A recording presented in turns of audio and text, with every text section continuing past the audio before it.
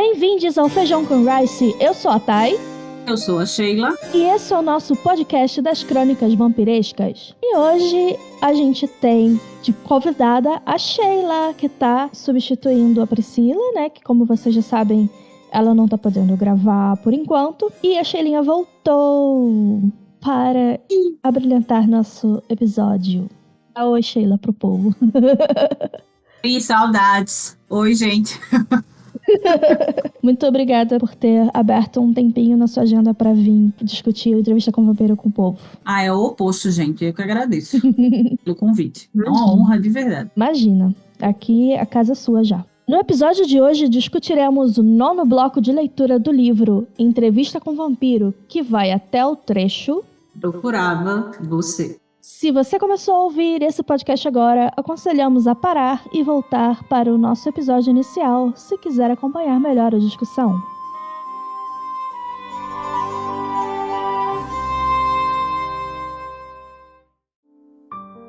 Louis e Cláudia se preparam para uma viagem em busca de seus semelhantes. Vampiro, porém, segue atormentado pela morte de Lestat e pela aparição inesperada de um mortal.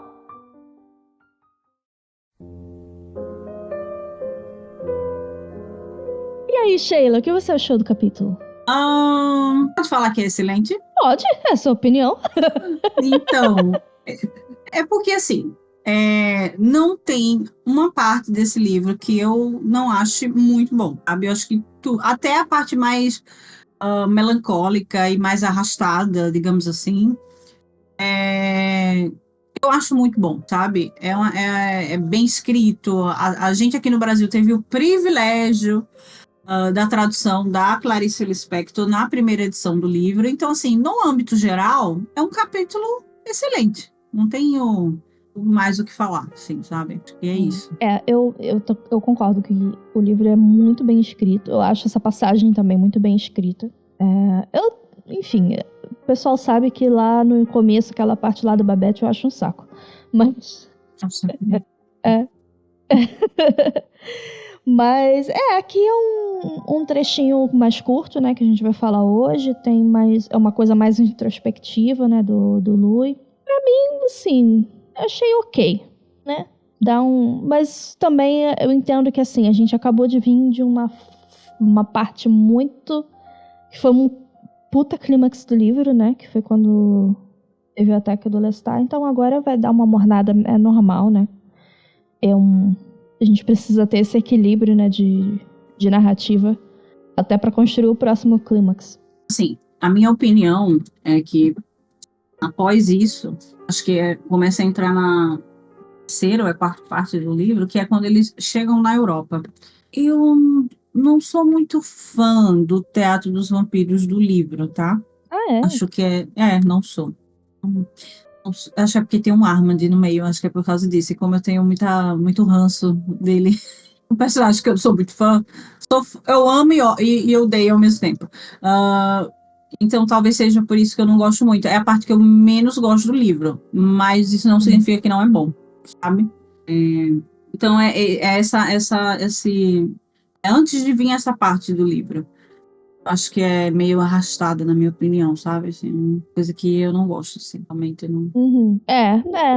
Eu concordo. Tem um pouquinho mais arrastado mesmo. Mas vamos lá. O Louis, ele vai começar o capítulo falando da sua conexão com a Europa e vai explicar, né, que o objetivo dele e da Cláudia agora é viajar para a Europa. Tem essa coisa, né, essa sensação aí de liberdade e tal. Até no filme, né, eu até esqueci de colocar aqui no roteiro, mas no filme eu achei até meio tosco que o Louis vai mostrar uma gaiola de passarinho pra Cláudia. Pra meio que falar, olha, os passarinhos estão presos e a gente vai soltar os passarinhos, porque a gente também estava preso, agora a gente tá livre. Meio tosco. Mas agora eles estão nesse espírito, né, de que eles se libertaram do Lestat, né? O que eu mais gosto dessa, entre muitas aspas, do Louis, é que esse é um dos poucos momentos, assim, no livro que ele tem um frescor de alegria, digamos assim, sabe? Verdade. Deixa-me fazer um parêntese aqui. Esse Lestat do Entrevista com o Vampiro, como a maioria das pessoas que leem o livro sabe disso, é um Lestat do Louis, tá? Não é o Lestat. E esse Lestat do Entrevista com o Vampiro, ele é um cara abusador. Uhum. Ele é tóxico, ele foi um péssimo companheiro, foi um péssimo pai para Cláudia. E a gente aqui, até o momento, tá só com a visão do Louis. E a gente consegue entender o porquê ele tá assim. É só você se colocar no lugar dele, sabe? Imagina você que tá num casamento de mais de não sei quantos anos, sendo abusado não no sentido sexual, até porque os vampiros da Anne nos livros não tem essa parte, né, da vida deles, mas é abusado psicologicamente mesmo, mentalmente, fisicamente, se sentindo preso nessa relação, e aí você consegue se livrar do seu abusador. Quando você traz isso para a vida real, a gente vê que não é tão distante da nossa realidade. Quantas e quantas mulheres, e até homens também que sofrem violência doméstica, em pouca quantidade, mas a maioria são mulheres, revivem, sabe, novamente, assim, eu tenho casos, eu tenho certeza que a Thay também tem, de amigas que se separaram, que se divorciaram, e parece que renasceram, sabe, gente, a pele fica diferente, a pessoa volta a viver. Então, essa é uma das poucas passagens do livro que a gente vê esse Louis, sabe, um Louis levemente alegre, porque ele é muito, muito melancólico, né? Então, essa analogia no filme de soltar os passarinhos, né, a se livrar, porque é isso mesmo, ele se livrou do algoz dele, eu posso falar assim dessa forma? Sim. Ele se livrou do ceifador dele, assim, da pessoa que só trazia infelicidade para ele, mais infelicidade para ele. Então, é isso, assim, eu acho que essa parte do capítulo mostra bem esse Louis, que não é tão diferente da nossa realidade, sabe? É uma coisa que dá bem próximo da gente, assim, da vítima mesmo, né? Da pessoa que saiu da mão de um abusador. Em contrapartida, a Cláudia, ela tá com essa ânsia de descobrir quem ela é, né? Porque a gente já falou sobre isso aqui. Ela não teve uma vida mortal, né? Ela foi transformada muito nova, com 5 anos de idade, se eu não me engano. E ela não teve a oportunidade de viver, de crescer, desenvolver. Ou seja, quando ela foi transformada em vampiro, ela não tinha nem memória da vida mortal dela. Ela esqueceu como que era quando ela era criança. Então ela não desenvolveu a personalidade dela como humana, nada. Então a descoberta dela, acredito, né, essa ânsia de querer ver outras pessoas como ela, vem na minha visão dela querer descobrir quem ela é mesma, né? Assim, é uma busca por uma identidade própria, assim, um processo de autoentendimento, né? Cláudia, para mim, é um personagem que, depois do Lestat, ela é um personagem que aparece poucas vezes nas crônicas, e, na minha opinião, ela é o personagem, depois dele, mais bem escrito da Anne, sabe? Porque ela faz a gente se questionar em muita coisa. Por exemplo, a Liz, ela bate muito no ponto, Elizabeth, de que a Cláudia, ela é uma psicopata. E, de fato, ela é. Mas as coisas que eu me questiono em relação a esse personagem ela se tornou um psicopata ou ela já nasceu um psicopata? Se ela não tivesse conhecido o Louis e o Lestat, ela seria também uma psicopata ou não? Tudo isso são perguntas que a gente não tem respostas e nunca vai ter em relação a esse personagem. O que faz ser ela mais brilhante, sabe? Você vê toda a complexidade desse personagem que a Anne criou. A gente sabe que tem uma inspiração levemente no que ocorreu na vida pessoal dela. Ela perdeu a filha muito jovem, criança, na verdade, mas ela distanciou um pouco do que poderia ter sido a filha dela, naturalmente, e criou esse personagem na ficção, que é muito incrível. Porque se você parar para pensar, você é uma criança, e aí você é transformado num vampiro, e aí você cresce naquele ambiente em que você só tem como exemplo 2 vampiros. Um extremamente abusador e o outro extremamente submisso. Você cresce vendo que o certo e o errado é diferente do certo e errado da maioria das pessoas. Você cresce sabendo que você não é uma pessoa. Você cresce tendo que matar pessoas semelhantes a você, né, para poder se alimentar. E você acha que aquilo é certo. Então você imagina a cabeça dessa criança que se tornou uma adolescente e uma mulher adulta no corpo de uma criança, né? Então, todos esses parâmetros, né, da Cláudia, fascinante. Eu acho, assim, ela é um personagem muito importante. Uma vez eu vi o Rolling Jones, que é o produtor, o showrunner da série, e ele falou uma coisa muito certa sobre isso. Ele falou assim: a melhor coisa do Entrevista com um Vampiro, o livro, não é o Louis, não é o Lestat, é a Cláudia. Com certeza. A Cláudia é um personagem que faz o leitor se questionar. Aliás, a gente se questiona em várias coisas durante o livro, porque é uma analogia à vida real, né? Mas ela é o ponto que meio que emociona a gente. E se fosse verdade? Se fosse uma criança que foi tirada dos braços da mãe e do pai, está sendo criado por 2 monstros, sabe? Como é que se tornaria essa criança, sabe? Será que realmente ela se tornaria um psicopata, geneticamente falando? Eu posso estar falando besteira, naturalmente eu não sou psicóloga, não sou acadêmica da área.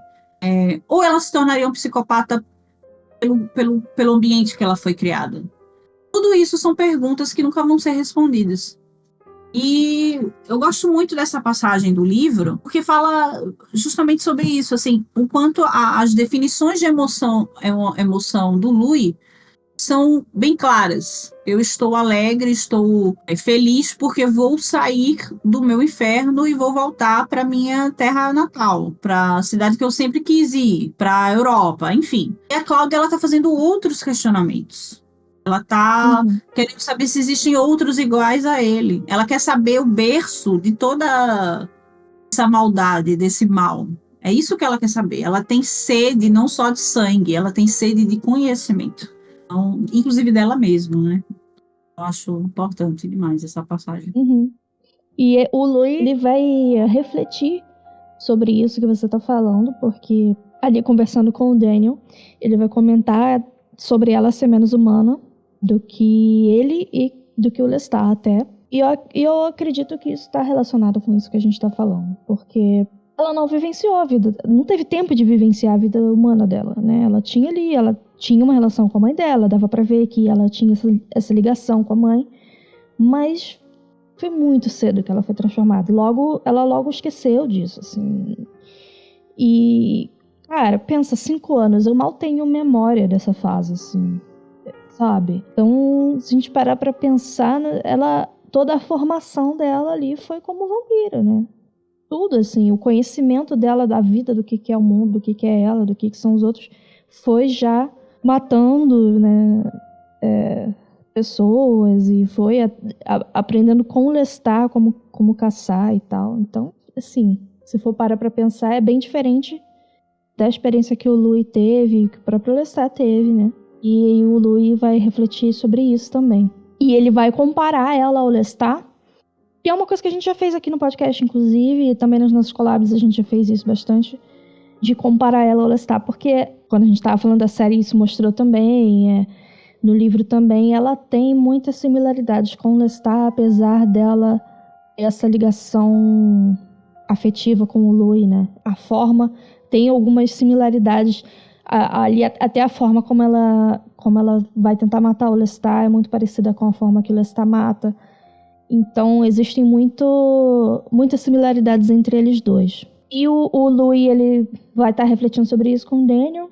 O Daniel vai chegar a questionar o Louis sobre ele também não ter contribuído, porque a Cláudia aprendeu a ser do jeito que ela é através do Lestat, mas apesar de que eu acredito que muita coisa da Cláudia também tenha sido nata, assim, né, por ela se desenvolver como vampira, ela só ser, né? Ela estava se desenvolvendo e ela era vampira, ela tinha os instintos de vampiro dela. Mas óbvio que com a influência do Lestat enfim, eles acabaram tendo essa ligação ali na forma de caçar e tal.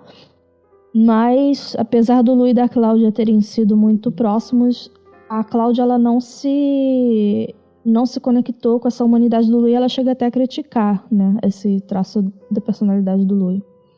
E aí o Lu vai até comentar uma coisa que a gente reclama muito sobre ele aqui, que é como ele foi passivo.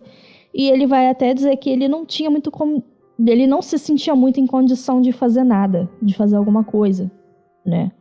A respeito disso na época. É isso que ele vai falar pro Daniel. E meio que tá aí uma justificativa até do que uma coisa que a gente reclama muito, né? Eu chamei ele de samambaia em um episódio recente. Eu me lembro. eu ouvi esse áudio, eu fiz, nossa, ele é um samambaia mesmo. Porque ele fica lá parado, né? Ele não faz nada. Só existindo, assim. Só existindo, né? Completamente passivo. E foi assim com a criação da Cláudia também. Ele não fez nada e ele vai, né? Ele tá dando essa aí a justificativa dele. Não sei, se dá pra entender? Será que... Dá bastante pra entender. Eu sou uma pessoa mais da ação, assim, de quando... Mas talvez dê pra entender um pouco, não sei. Tentando aí exercitar um pouco de empatia com o Lui. Exatamente, era esse o ponto, sabe? Porque eu acho que a gente se incomoda muito com essa passividade do Lui, mas a gente esquece que existem pessoas que realmente são assim, sabe? E quando a gente quando a gente tá falando do primeiro livro, das crônicas, a gente sabe que o Lestat aqui é o grande vilão. Então, é compreensível que o Lestat é um manipulador, é um cara que percebeu essa passividade do Lui, né, ao ler a mente dele. Ele achou perfeito, ele fez, nossa, ele é a vítima e o companheiro perfeito, sabe? Para a vida, para a eternidade, porque ele nunca vai questionar. Quando questionar, eu vou lá dar uma rasteira nele, entendeu? Então, para ele foi muito conveniente. Essa parte do livro, essa parte desse bloco que a gente aqui está discutindo, eu acho interessante falar sobre o Daniel, tá? O repórter. No livro, eu não sei você, tá? Mas eu, quando li o livro, eu tive essa impressão que o Daniel era coadjuvante demais, sabe? Ao extremo. E é demais, coadjuvante demais, assim. Eu achava que, quando eu estava lendo o livro, eu achava que ele podia questionar muito mais tudo que estava sendo narrado pelo Lui. E ele é questionador, não estou dizendo que ele não é, ele tem um papel muito importante no livro, mas ele tem momentos que eu acho que ele poderia questionar muito mais, interromper muito mais o Lui em determinadas partes do livro, mas essa parte em específico eu acho que ele foi muito certeiro, porque ali o Daniel está me representando como leitora, Sim. sabe? Eu digo, gente, vocês criam essa criatura que é a Cláudia, que é um ser que é quase uma força da natureza, né? Porque o vampiro, ele é uma força da natureza, ele é uma coisa incontrolável, é uma coisa... Ele não é nem imoral, ele é amoral, né? Ele não... o conceito de bem e mal para o vampiro é tipo um pouco me lixando para você, meu amigo. Lestat fala isso no livro, né? Nós somos as melhores criaturas de Deus, porque nós matamos como ele, né? A gente não vê se fulano é pequeno, a gente mata pelo instinto, é aquela coisa da cadeia alimentar. Então, o Daniel faz esse questionamento para ele, certo? Uma coisa é você se transformar num vampiro na vida adulta. Outra coisa é você se transformar num vampiro com poucos anos de vida, onde você não tem pensamentos críticos formados ainda, sabe? Muitas coisas. E eu acho que ele é certeiro nessa parte do capítulo, sabe? E faz o próprio Luis se questionar, sabe? É aquele momento ali de... Estou relembrando a passagem que supostamente fomos alegres por dias... Mas o Daniel vai lá, cutuca a ferida dele. Mas então, vocês criaram um pequeno monstrinho, né? Vocês têm uma culpa muito grande nisso. Né? E me fala sobre isso. O que é que você acha sobre isso? Como é que você se sente em relação a isso? Sabe? E eu gosto muito dessa parte do capítulo por causa desses questionamentos que o Daniel fala. Eu acho que ele foi certeiro nisso aqui. Na série ele é até mais agressivo, né? Ele interfere Muito bem mais. Na série, a gente vê muitas coisas sendo corrigidas, não só pelo fator histórico, mas, por exemplo, eu acho que a visibilidade do personagem na série, o Daniel, é uma visibilidade necessária, importante. O Daniel representa a gente, Sim. sabe? Que no livro eu acho que... É a minha opinião, tá? Eu acho que no livro ele não é... Não é que ele não é importante, até porque ele é.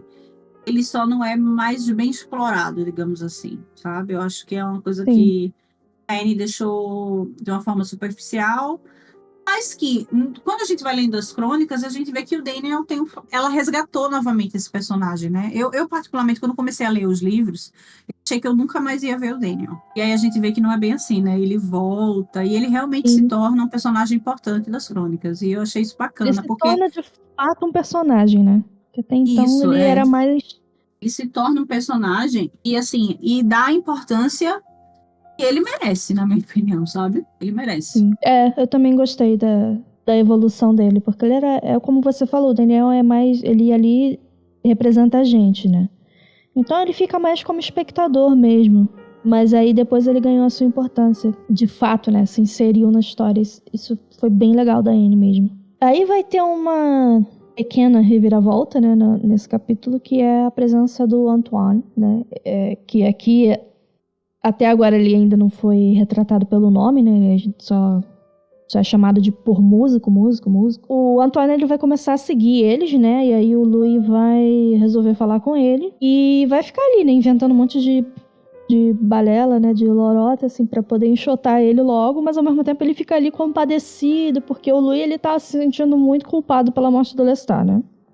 Isso. Tá muito sentido ainda apesar de, como você falou, ele tá mais leve, mais alegre. Mas ele ainda se atormenta pela essa figura do Lestat. Enfim, o Louis tem problema com morte, a gente já falou sobre isso aqui. E isso, enfim, impactou muito nele. E o Antoine vem meio que trazendo de volta essa culpa nele, né? Ele tá ali tentando ser feliz, ser alegre e viver a vida dele. E aí vem o Antoine pra lembrar a culpa dele de ter matado o Lestat. E aí ele vai querer tentar, né, se desvencilhar dele e confortar ele, né, de alguma forma. E nisso ele vai perceber que o Antoine foi mordido, né? Aí a gente segura essa informação e mais pra frente a gente vai usá-la. Eu acho que essa parte do capítulo é uma parte que mostra a gente, como leitor, e apesar do Louis ser considerado o vampiro mais humano entre eles, para mim só mostra uma parte da faceta dele, sabe?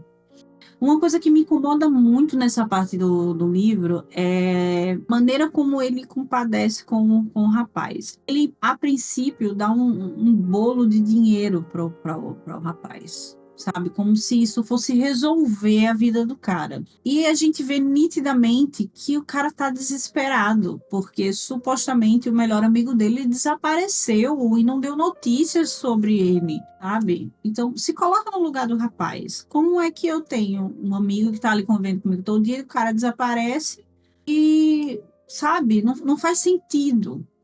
Uhum. E ao meu ponto de vista, esse é um personagem que se mantinha bastante distante do Lu e da Cláudia.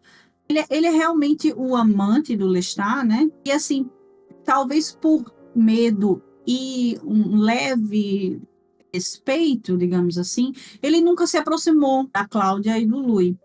Mas a partir do momento que o Lestat desaparece, ele toma coragem suficiente para encarar o Louis e a Cláudia, vai na casa dos caras. Entende o nível de desespero desse personagem, né? E o Louis fala, eu compadeci. E ele fala isso no livro, né? Ele narra dessa forma: estou me compadecendo com ele, eu quase sinto pena dele. Eu digo, nossa, sente mesmo, sabe? Você deu um bolo de dinheiro pro cara, você queria se livrar do cara, sabe? Se pudesse, matava o cara. Se fosse o Lestat no lugar do Louis nessa situação, teria matado o cara sem pensar. Sem pensar. Que eu acho que seria o certo, inclusive, se fazer.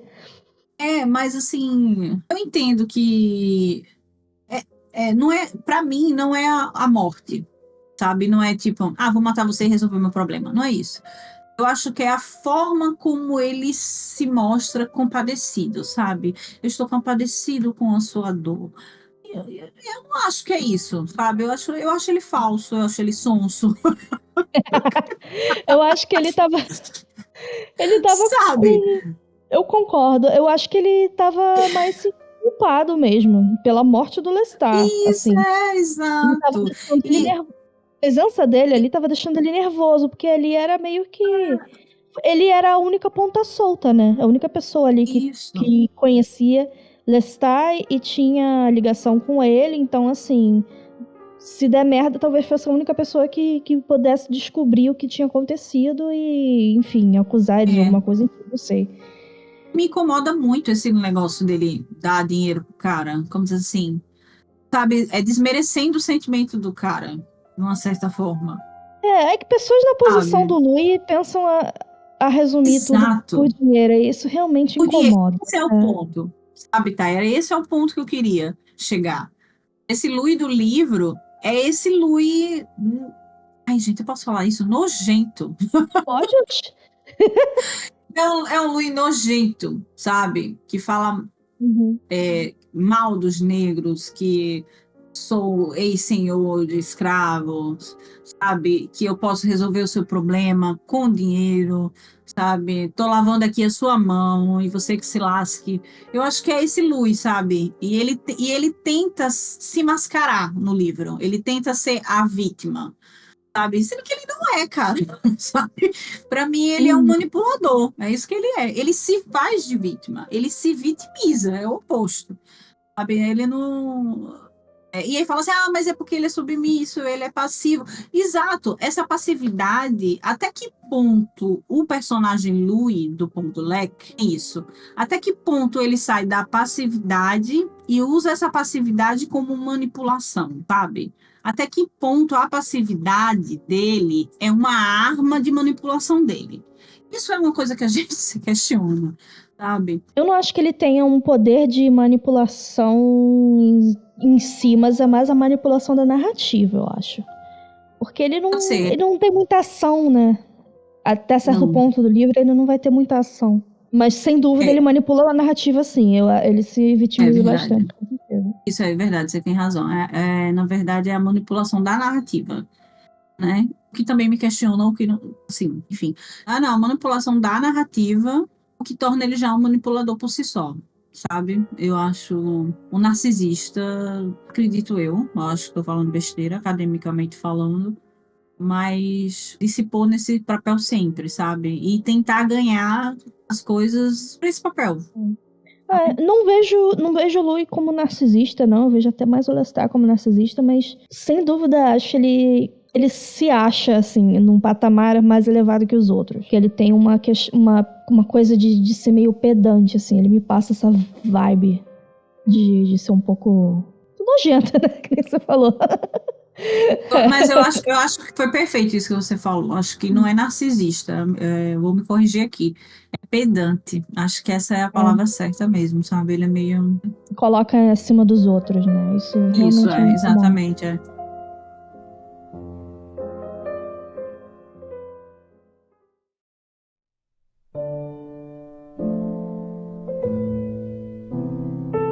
Uma coisa desse capítulo que eu gostei muito foi a parte descritiva, porque eu acho que a Anne brilha muito nisso, assim, como ela descreve, e não em questão de física mesmo, tem esse formato e tal, que nem às vezes a Priscila traz o Tolkien aqui, né, que ele descreve a cor do ladrilho do não sei o quê. Ela não vai por essa linha, mas ela consegue trazer muito a vibe, a atmosfera do local, né? E eu gosto de descrições que vão mais por essa linha, assim, né? Que ela vai até falar um pouco ali da arquitetura e tal, inclusive trazer aqui um pouco da história, né? Porque não é nada. A Anne, ela faz uma homenagem à Nova Orleans nesse livro, porque, enfim, é o lugar que ela nasceu, né? Então carrega muito da própria história da Anne ali, então falar sobre a cidade dela. E ela fala com muito carinho sobre o lugar, né? E sobre o lugar e sobre a história do lugar, porque também a gente tem que pensar que eles estão numa época do passado, né? E ele tá contando como que era a cidade naquela época. Ela vai mencionar a Royal Street e o bairro francês. E ela vai comentar um pouco sobre a arquitetura. E tem uma coisa que aconteceu nessa época, foi que tiveram 2 grandes incêndios, um em 1788 e outro em 1794. E por consequência disso, a cidade ela foi reconstruída com a arquitetura espanhola, porque nessa época Nova Orleans era colônia espanhola. O Louis vai até reclamar ali, né, que quando eles deixam de ser colônia, mais pra frente ele vai reclamar um pouco sobre isso e tal. Mas nessa época era colônia espanhola, então foi reconstruída com essa arquitetura e boa parte da arquitetura francesa acabou se perdendo. Então, esse é um pouco da informação, né, de uma informação histórica que a Anne vai colocar ali um pouquinho. E mais contando, né, dessa transformação da cidade, né, que a cidade vai sofrer, trazendo também a atmosfera, né, os perfumes da cidade, os sons da cidade, né, como que as pessoas se movimentam nela, né, as sombras que elas fazem, como que era a vida noturna ali, né, obviamente, né, porque os vampiros não andam de dia, mas o que as pessoas faziam ali naquele lugar, né, como que elas se entretinham, enfim. Isso é uma característica que eu gosto muito na escrita da Anne Rice. Porque a gente consegue se inserir, né? É como se a gente estivesse fazendo uma viagem no tempo, não só no tempo, mas no espaço também, né? No caso que a gente não tem, a gente não conhece, né, Nova Orleans, né? A gente vive aqui enfim. Eu talvez nem teria ouvido falar de Nova Orleans se não fosse ela. Eu acredito, sim. Porque eu, sinceramente, sou bem alheia aos Estados Unidos, tirando as coisas que a gente acaba consumindo, né, de mídia e tal. E isso é uma forma de conhecer o local, né, de se transportar para o local. Eu acho isso bem legal. Eu tenho um pensamento bem parecido com o seu, tá, em relação aos Estados Unidos. E Nova Orleans é praticamente a única vontade que eu tenho de conhecer o país. Uhum. Eu também. É ir a Louisiana, por causa da Anne, sabe? Por causa dela. Não por causa dos Estados Unidos. E, naturalmente, a gente cresceu lendo os livros e a gente se apaixona por essa cidade. Procura saber como é a cidade, como não é. Então, assim, eu consumo bastante documentários sobre Nova Orleans. Eu acredito que a Thay também e todo mundo que está ouvindo. E é bem engraçado isso, porque os próprios moradores da cidade falam que Nova Orleans é uma cidade realmente diferente do resto dos Estados Unidos. A cultura é diferente do resto dos Estados Unidos. Até a maneira como eles foram e continuam sendo, sabe? Os Estados Unidos como um todo parece que olha para a Louisiana de forma diferente, por causa dessa mistura mesmo de raça, sabe? Eu acho, e de cultura. Por mais que o Louis comente sobre a questão da colônia francesa e tal, mas hoje a gente vê a importância dessa colonização de vários povos.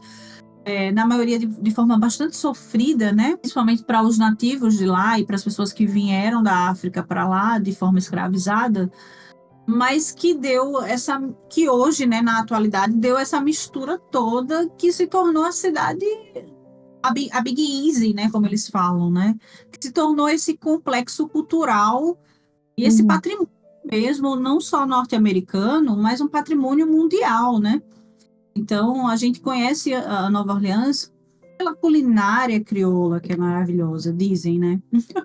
E eu não duvido, porque quando você lê as receitas, você fica ali, nossa, deve ser realmente muito gostoso. Pela música, né? Pelo jazz, eles são muito famosos por isso. E na série, eles retratam isso de forma mais moderna, e eu acho isso bacana. No livro, essa história mais antiga, né? E tem um fator importante sobre isso. Quando você lê os outros livros da Anne, ela é também tão detalhista quanto nas Crônicas Vampirescas, mas não tão profundo. O fato do vampiro ser um ser mitológico que consegue ter um senso e uma sensibilidade maior, tudo diferente da gente, faz com que é a desculpa dela como autora de detalhar tudo no livro. Sim, então, perfeito. todos os vampiros das crônicas, eles falam não só da arquitetura e da cultura do local, eles falam do cheiro, da pele, porque eles sentem de maneira diferente do ser humano. Eles sentem duplicado, triplicado, sabe? Então, ela precisou, através das letras, nos mostrar como é que seria o sentido desse vampiro.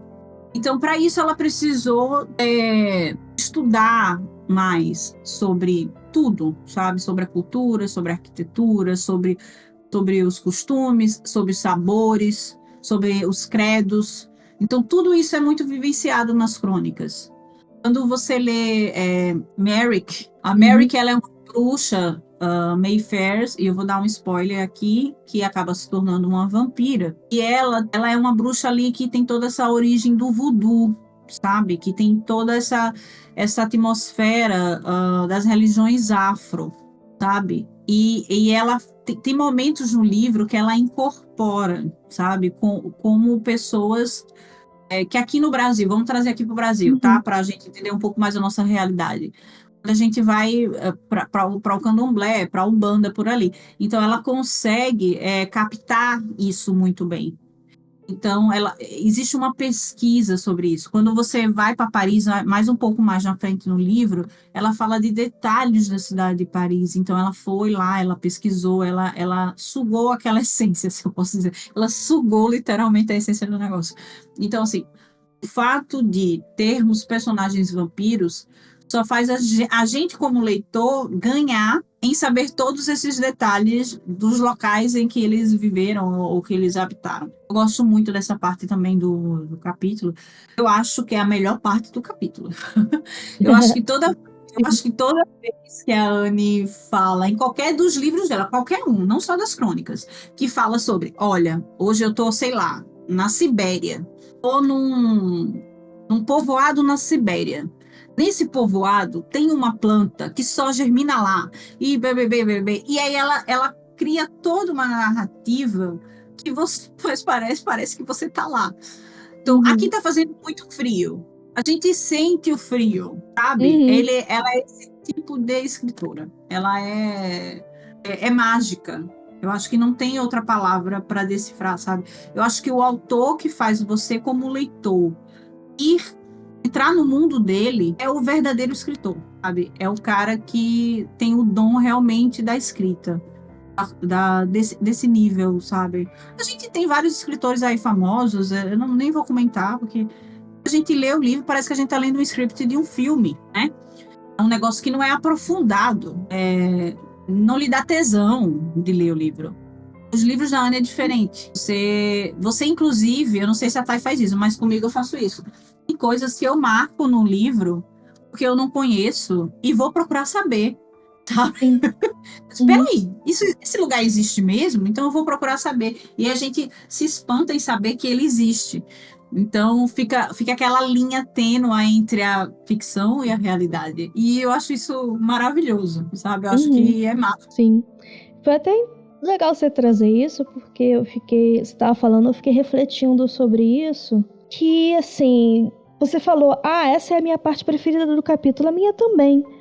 E aí eu fiquei pensando, nossa, e quando a gente vê por aí, eu não sei se isso acontece com vocês quando vocês estão resenhando a série, de pessoas fazerem esse tipo de comentário, mas que eu já vi isso acontecendo com outras obras que eu acompanho comunidade também e tal, de pessoas falarem, não aconteceu nada, sabe?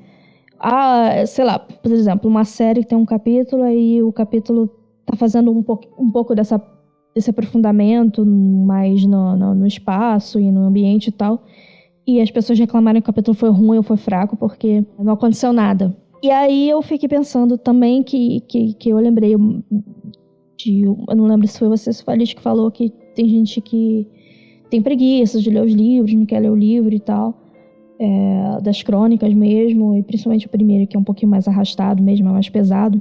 E realmente ele é um pouquinho mais difícil de ler, eu acho, do que os outros.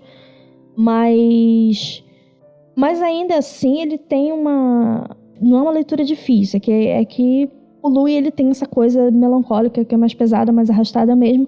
Mas quando a gente vai ver essa parte dessa descrição e tal, isso é tão gostoso, assim. E um poder de transportar realmente a gente pra onde estava o personagem e tal. Eu gosto tanto dessa parte. E hoje em dia, isso é legal porque a gente tá tão acelerado, né, na nossa vida, né?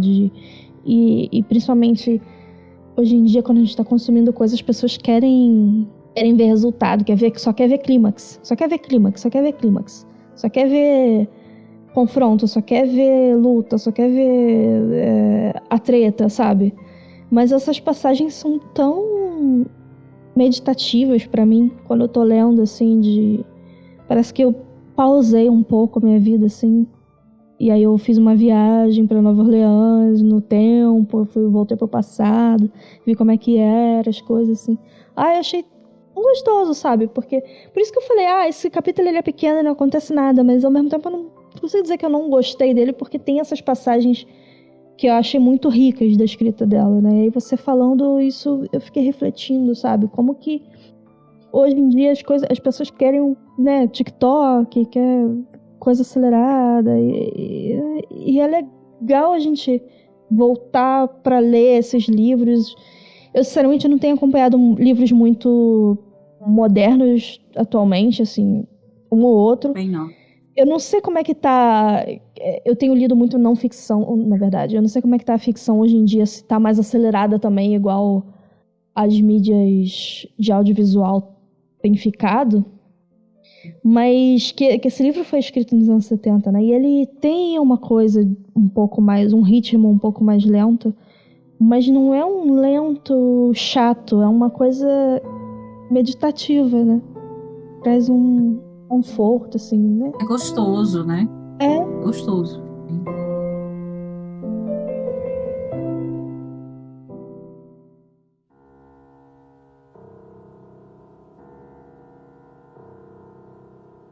Um tema que vai voltar aqui, que a gente já viu no capítulo passado, é a relação do Louis com a morte. O Louis, ele é traumatizado pela morte do irmão dele, ele não consegue se relacionar com a morte. E depois de Antônio aparecer, ele vai ficar mais atormentado pela morte do Lestat. Vai ficar pensando no Lestat, e a Cláudia vai notar isso, né? E vai falar, tentar trazer o Louis pra realidade e tentar fazer ele esquecer um pouco esse trauma e viver, né? Só viver sem ficar pensando muito, sem ficar muito, né, fazendo aquela... O Louis, ele é tão introvertido que ele parece que ele entra pra dentro de si mesmo, né? Ele é quase literalmente introvertido. Ele não vive, né, o que tá acontecendo ao redor dele. E ela vai voltar com aquela frase dela, icônica, né? Deixa a carne guiar a mente. E a série colocou na boca do Lestat. Eu não gostei disso. Assim, eu gostei, mas eu prefiro que tivesse sido a Cláudia, porque essa frase é dela.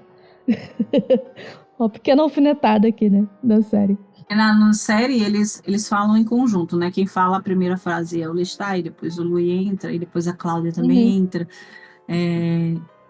Assim, apesar de concordar com você, que foi retirado da boca dela, né? Da Cláudia, na série, é uma parte da cena que, para mim, faz total sentido.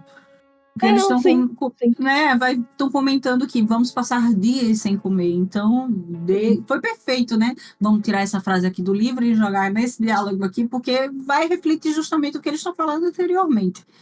Né? Deixa a carne guiar a mente. Ou seja, o instinto, né? Eu concordo que na série ficou legal. Mas eu fico... Poxa, essa frase era da Cláudia. Só uma besteira minha. Mas eu gosto muito dessa frase da Cláudia. É até meio que acorda, Lui, vamos se mexer, vamos viver, deixar a vida te levar um pouco, né? Para de ficar aí preso, né? Preso às coisas que já aconteceram e tal. Seja mais instintivo, né? Que nem você falou, né? Seja mais instintivo, seguir mais pelos seus instintos e tal. E quando ela fala isso, o Louis ele vai lembrar da primeira vez que ela falou essa frase e que ele estava lendo um poema. E esse poema clássico, né, que a gente vai comentar um pouco dele mais pra frente, mas eu queria trazer esse poema aqui pela tradução do Paulo Visioli. No livro a gente tem a tradução da Clarice, e a Clarice ela vai botar o poema mais ao pé da letra, né, traduzindo palavra por palavra.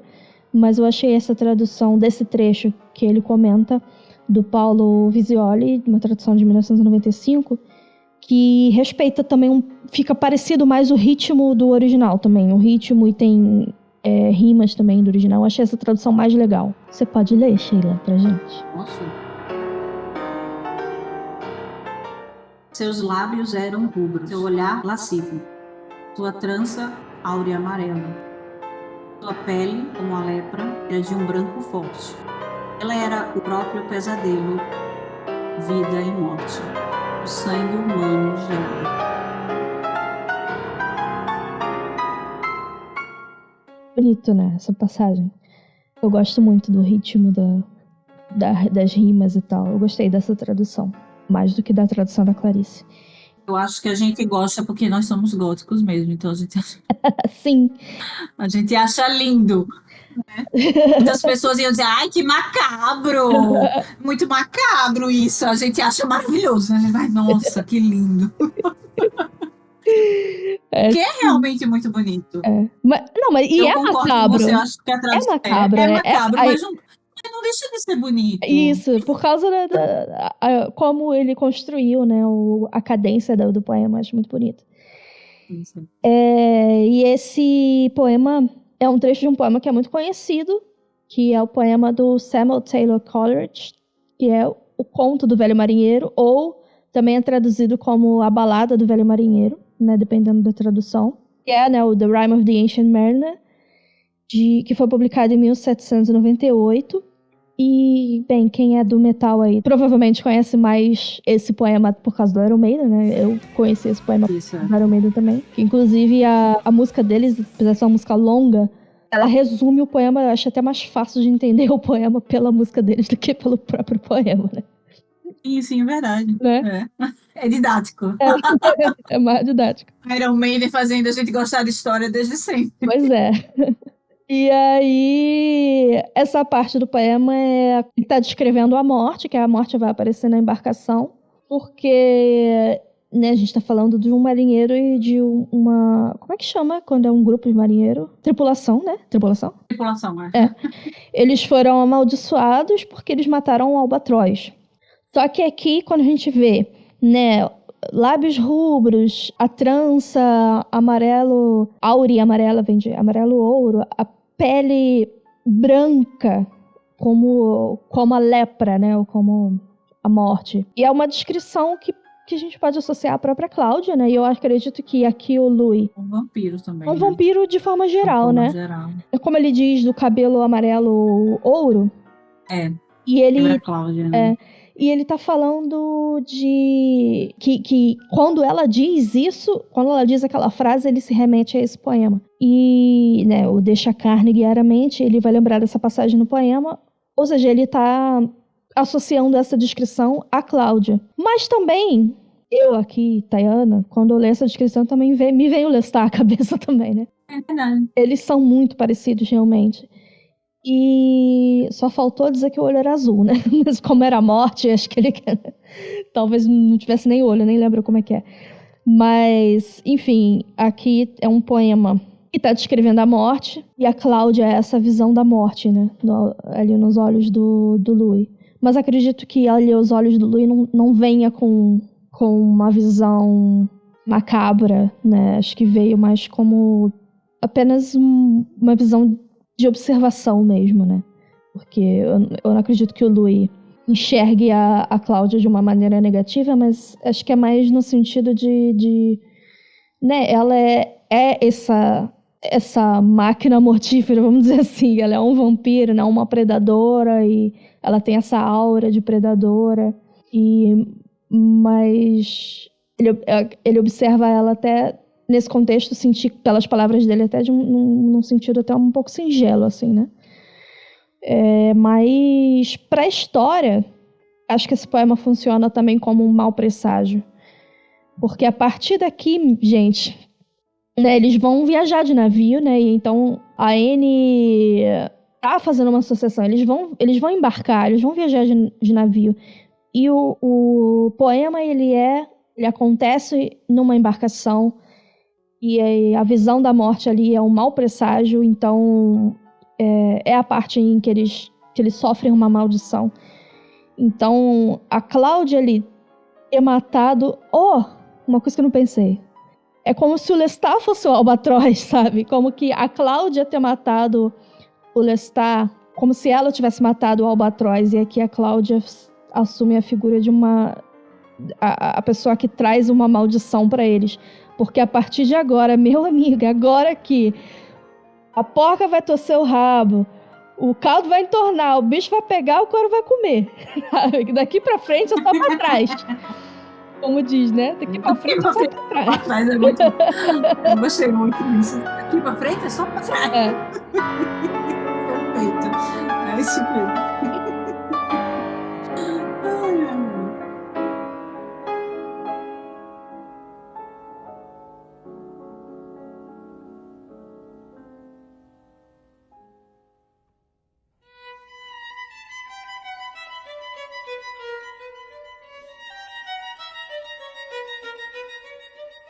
E aí, pra fechar o capítulo, o Louis vai caçar, fechar com chave de bosta, né? O capítulo, porque... Nossa, com certeza, sim. Falou tudo. Meu irmão, pode crer, viu? É sério, que nojo. A gente já discutiu isso aqui 1000 vezes. Nojo. Gente, não tem outra palavra pra falar. Uhum. Não tem, assim... enfim, a gente já falou 1000 vezes, né? Quero trazer uma discussão mais aprofundada depois, no futuro, sobre isso. Trazer uma pessoa que seja talvez mais capacitada para fazer a discussão junto com a gente. Verdade, Thay. Mas existe, assim, porque é complicado, né? Eu acho que a gente não pode deixar de apontar isso. Eu acho que a gente tem que continuar apontando, porque eu acho que é importante, né? A gente...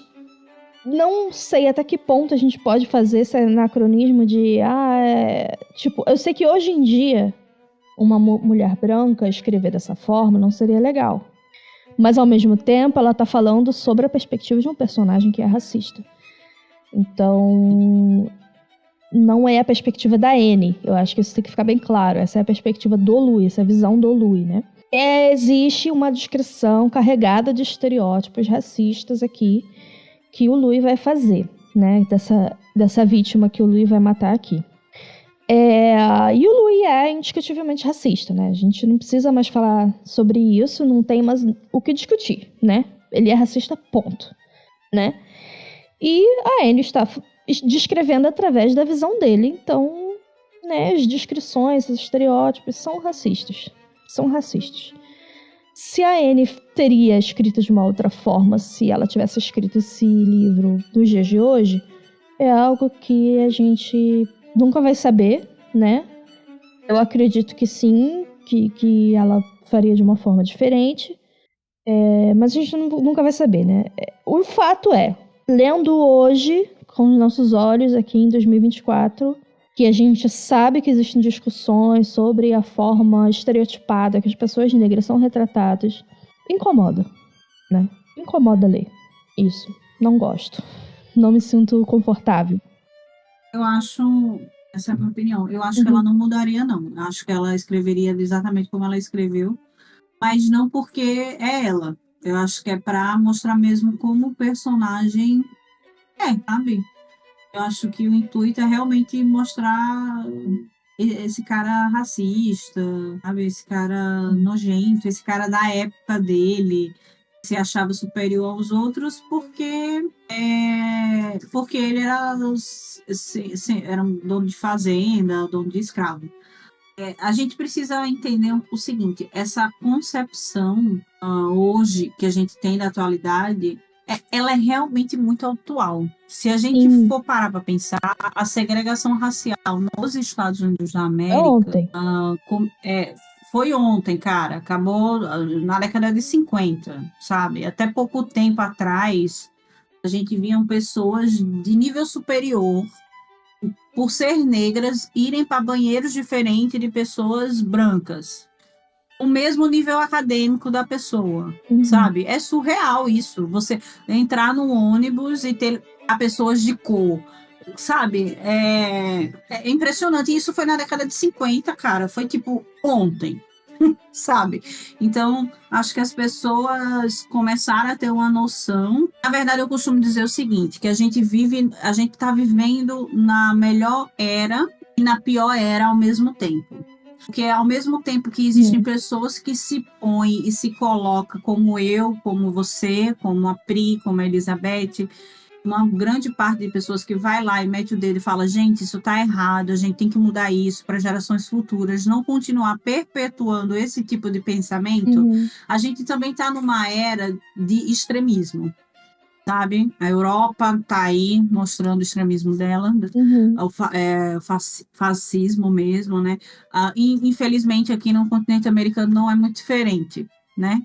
Então, é importante a gente continuar lutando e botando pauta em cima disso, porque se a gente não fizer isso lá na frente, pode ser muito pior. Sabe, é importante a gente plantar a semente de fazer com que a sociedade mude. E a sociedade ela só vai mudar dessa forma mesmo, de uma forma muito devagar. É diferente. O Brasil é outro exemplo disso. Gente, a escravidão acabou um dia desse aqui no Brasil. Sim. Se a gente parar para pensar, sabe, cara? Tipo, eu acho que não faz nem 200 anos se brincar. Então, eu acho importante. O porquê eu tô falando tudo isso? Tá parecendo que eu tô militando, né? O porquê eu tô falando tudo isso? Porque eu acho importante também a gente ter escritores que deixa muito claro que esse tipo de pessoa existe. Esse tipo de pessoa existe para que a gente possa ter esse poder crítico de questionar mesmo. Você censurar isso também é errado, porque aí a gente entra no mérito do extremo, sabe? A gente entra no discurso deles. O importante é a gente não entrar nesse discurso, o importante é a gente ser diferente deles, sabe? Então, naturalmente, a gente sabe que a Anne não era uma pessoa racista. Existem grandes personagens negros e de outras etnias nas crônicas dela, então a gente sabe que ela não era esse tipo de pessoa, mas eu acho importante, sim, ela criar esse personagem e mostrar da forma como ele estereotipava as pessoas para a gente poder entender. Eu gosto muito quando ela enfatiza que o Louis é um crioulo, né? Não no sentido crioulo, porque aqui no Brasil o crioulo é um nome pejorativo. Outra coisa.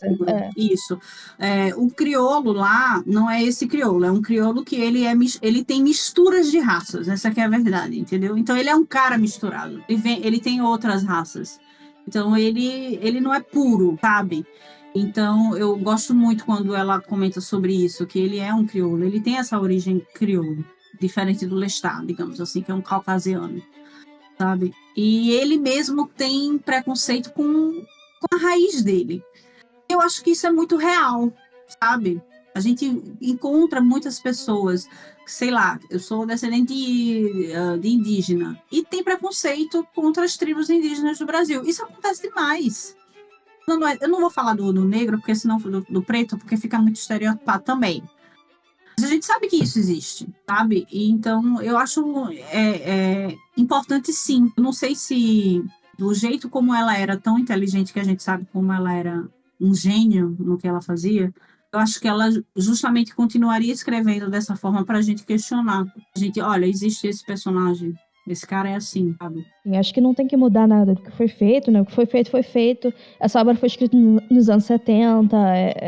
A forma de conversar sobre esse tipo de assunto era outra. E sim, eu acho justo, não. O Louis era racista, então muito mais do que natural. Seria inverossímil se fosse escrito de outra forma. O que eu penso é, fazendo um exercício mental, né? Se fosse eu sou uma mulher branca.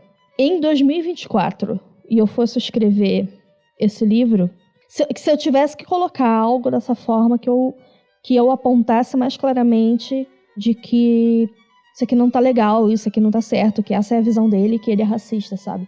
Eu acho que não pelo menos até agora, relendo o livro, eu não lembro se mais pra frente vai ter alguma coisa, porque já faz bastante tempo que eu li esse livro. Mas se tem algum apontamento do tipo, olha como o Louis é racista, sabe? Porque eu não lembro disso. Porque Não, eu acho que não também. eu acho importante ter um contraponto, sabe? Quando a gente apresenta algo escroto assim, né? Tipo, sei lá, se eu tô falando de algo que não é uma coisa muito legal, assim, eu acho que precisa ter um contraponto. Não sei, essa é a minha visão, né? Ainda mais quando eu tô falando que eu, uma mulher branca nessa posição, escrevendo. Se eu fosse uma mulher negra escrevendo esse livro e eu fosse retratar o Louis, um cara racista, eu acho que não precisaria, talvez, apontar.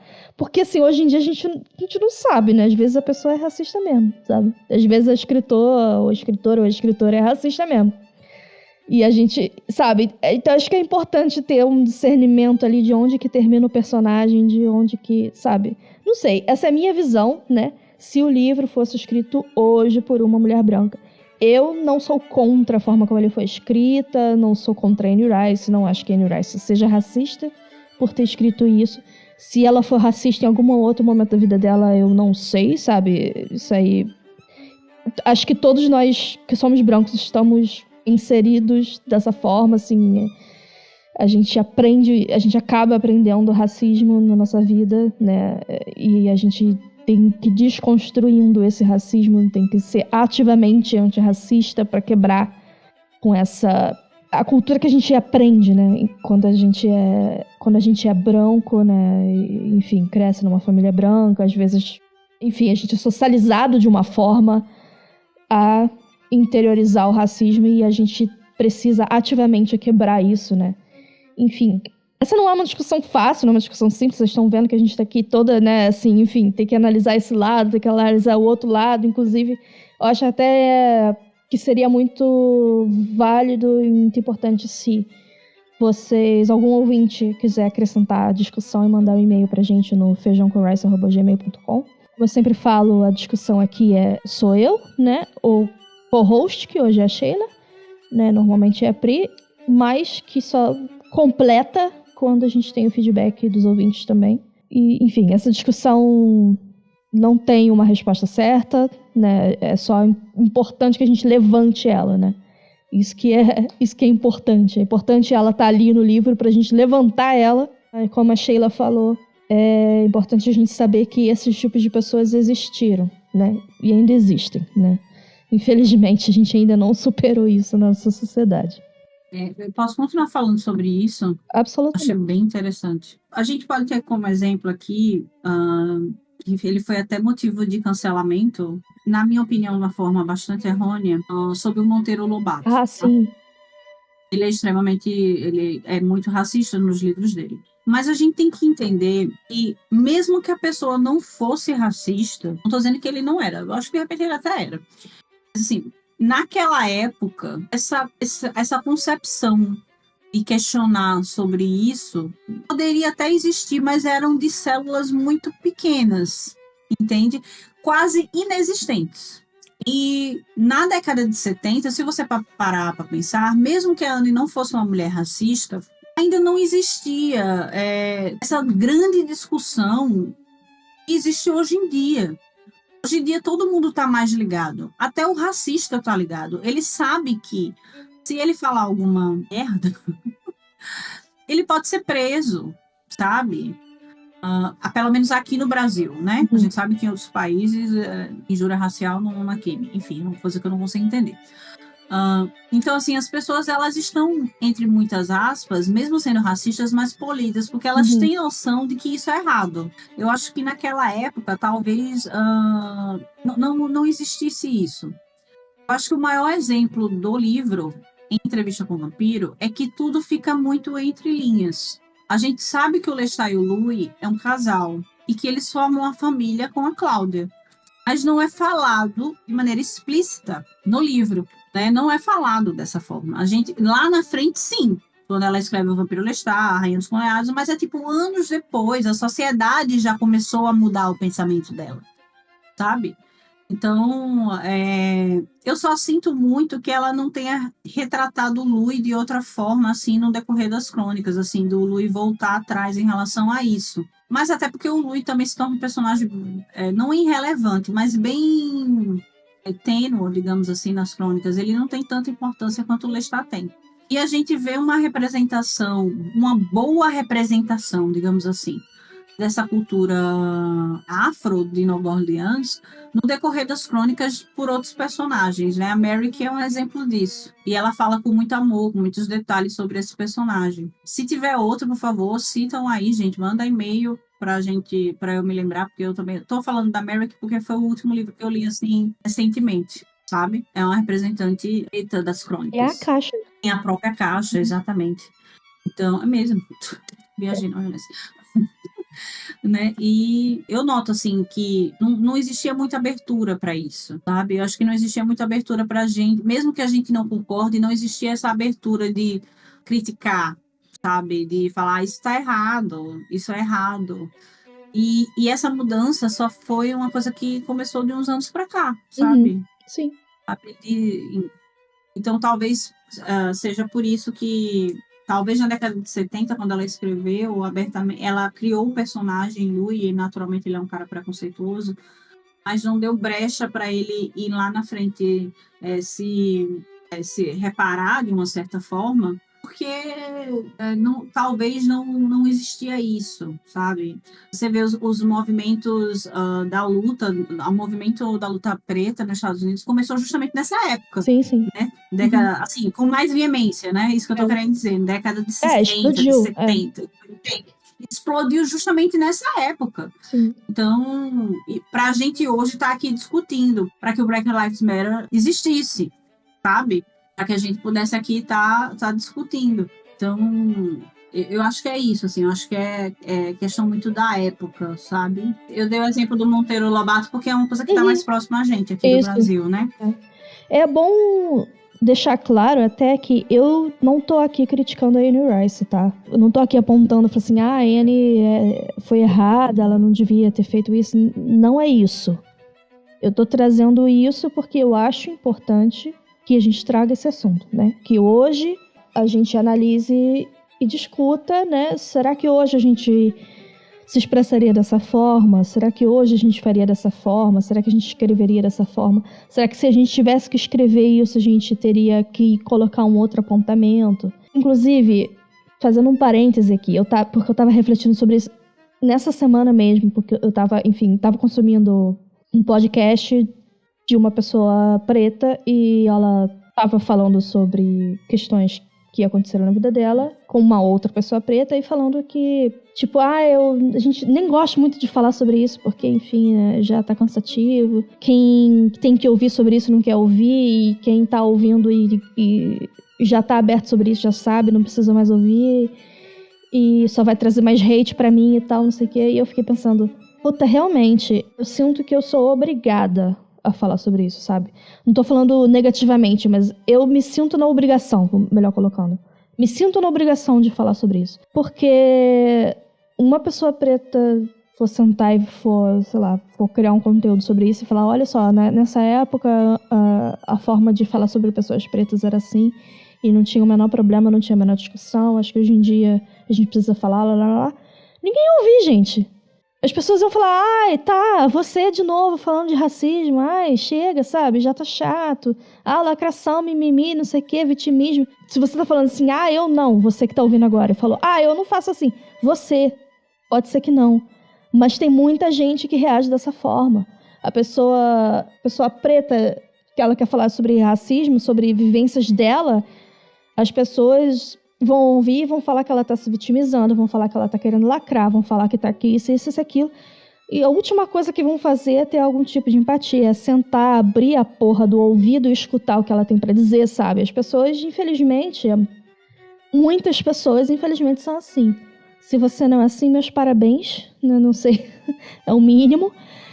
Mas isso acontece. E como uma pessoa branca, eu me sinto na obrigação de trazer isso, porque eu acho que quando isso sai da boca de uma pessoa branca, geralmente outras pessoas brancas, elas tendem a escutar mais do que quando uma pessoa preta falando. Enfim, isso que eu estava refletindo, assim, ouvindo outras pessoas pretas falando sobre o assunto e quis trazer aqui. E outra... Muito verdade.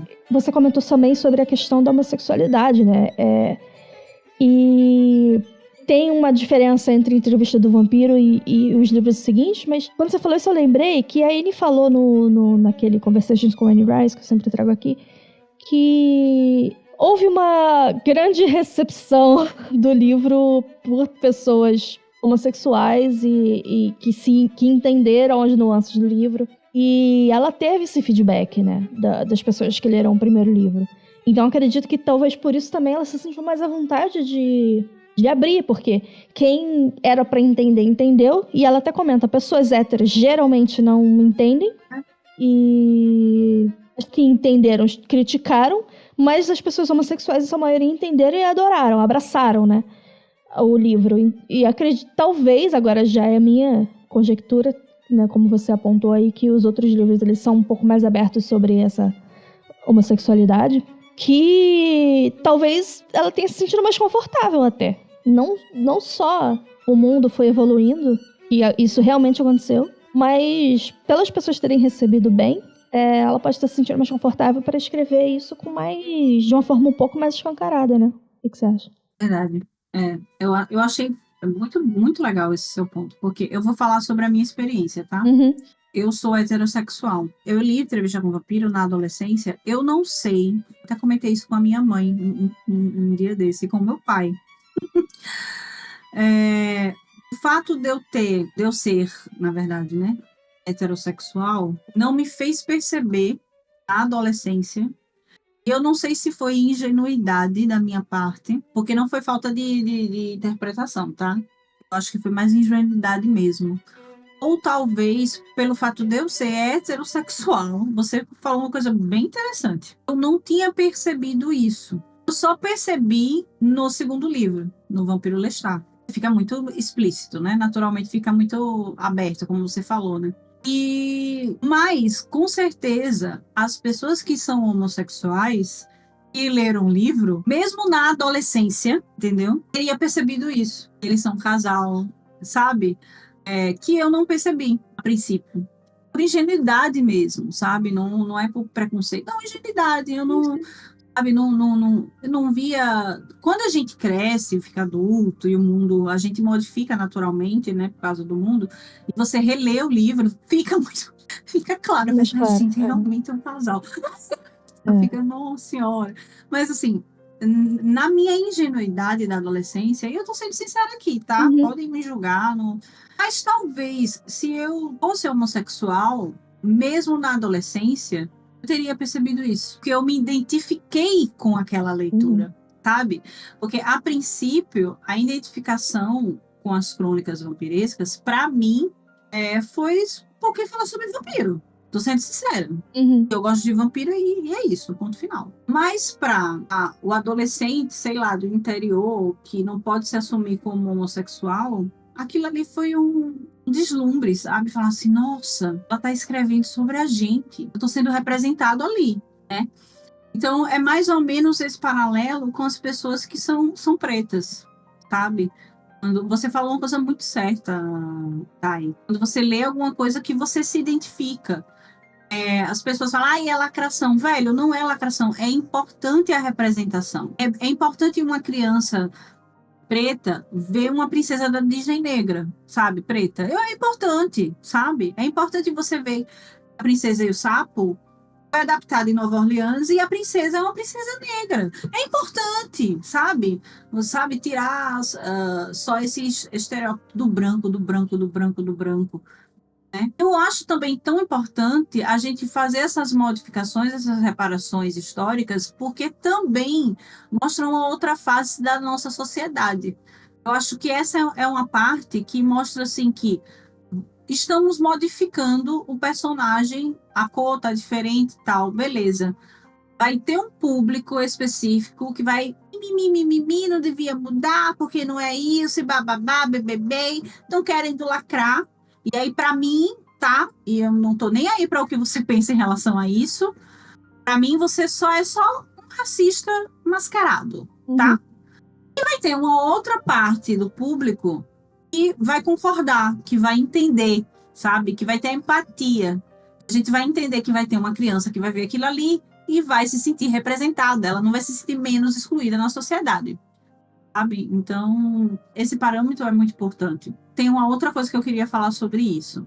Na década de 70, nos Estados Unidos, muitos homossexuais eram assassinados. Crime de ódio mesmo, tá? E ficou a ver navios, muitos deles viraram cold case, como eles falam, né? Que é o arquivo morto, justamente pelo preconceito que a polícia norte-americana tinha com essas pessoas. Isso existe até hoje, naturalmente diminuiu bastante, mas naquela época era muito pior. Eu acho que se a gente pode trazer um caso mais recente, é o caso do Jeff Dahmer, que foi um cara branco que matava pessoas gays e pretas. E quantas vezes a polícia podia ter prendido o cara e não prenderam simplesmente porque o cara era um cara branco. Sabe? Então isso existe. Eu acho isso bacana, assim, de que naquela época as pessoas leram o livro e se identificaram. As pessoas, os homossexuais, né? Quando eu falo isso. Sim.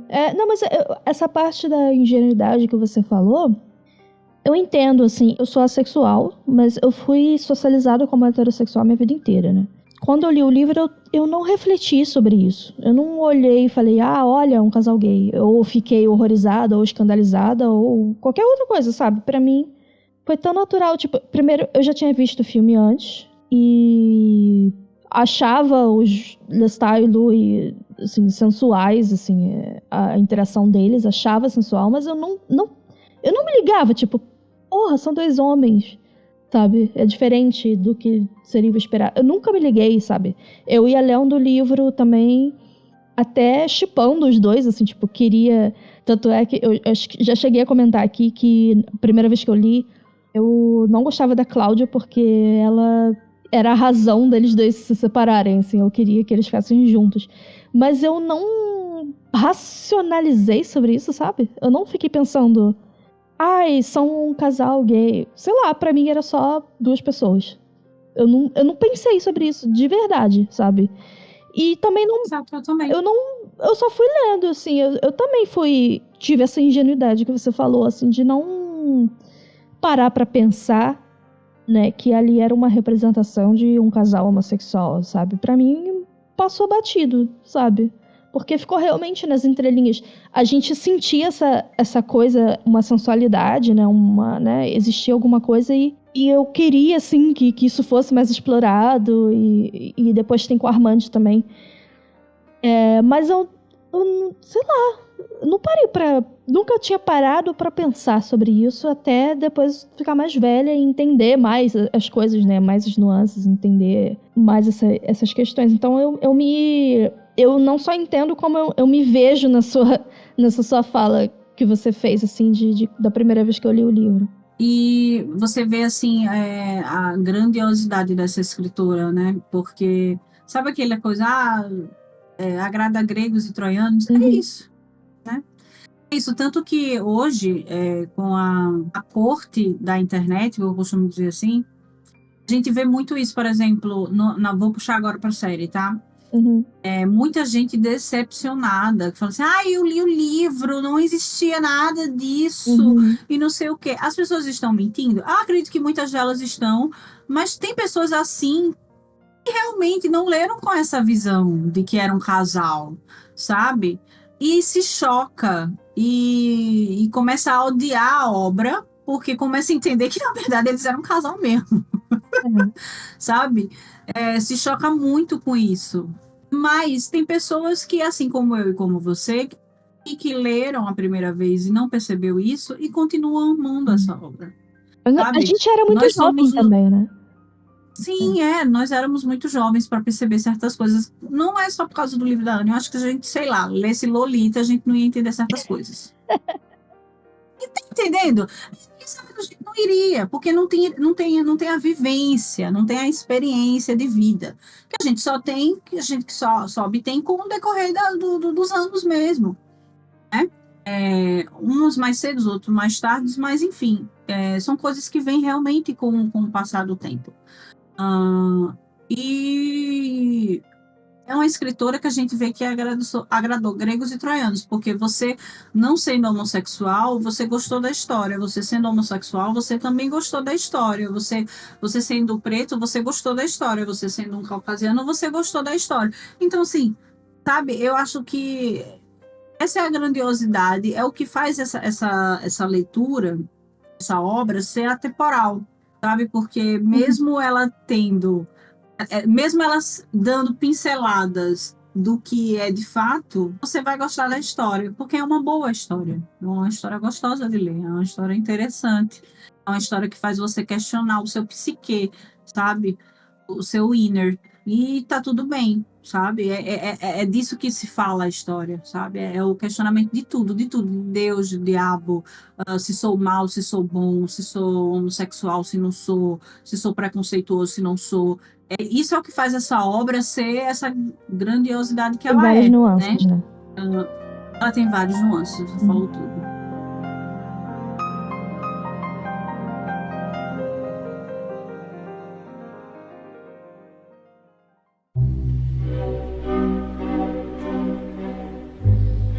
Adaptação não vai ter muita coisa pra falar. No filme não tem nada. Vai ter ela pesquisando sobre vampiros e tendo um objetivo de procurar outros vampiros na Europa. Vai ter essa menção lá. E é só, né? Tem até a tal da passagem do passarinho que eu falei, né? O Louis. Meio que eles estão meio que se mudando, né? Fazendo uma movimentação pra se mudar. Mas é isso, já parte pra outro ponto da história. A série tem o Antoine, mas o Antoine virou Antoinette, né? Então, logo, como o Antoine virou Antoinette, a relação da Antoinette também é diferente com Lestat. E aí, a história ficou diferente, né? Então, essa passagem também não existe.